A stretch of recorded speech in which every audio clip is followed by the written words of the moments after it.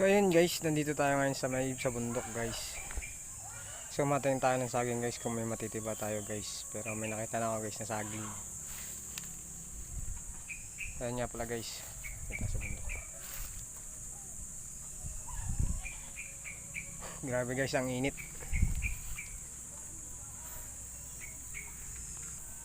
At nga pala guys, may natiba na pala ako kanina dito, dalawang buwig guys yung natiba ko na dito.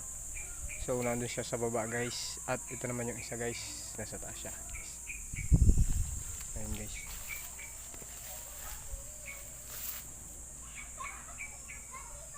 Kita niyo ba guys?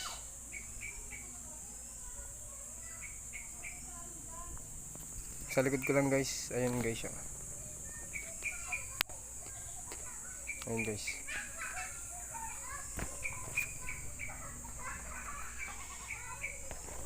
Ayun guys, di nyo nakikita guys. Ayun guys, ayun. Ayun guys. Ayun guys, yung patatlo natin titibayin guys. So, bigyan ko guys mga guys. Titibayin natin na patatlo guys. Pwede na to guys. Malalaki na siya guys. Ayan. So, doon sila tayo sa araw guys. Ayan.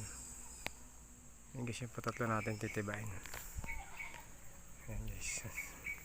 Nakatabas ko lang nito guys yung nakarang buwan. Sukal na ulit. So, kung matatandaan nyo guys, nung hulas na punta ko dito ay nakagat ako ng putakte.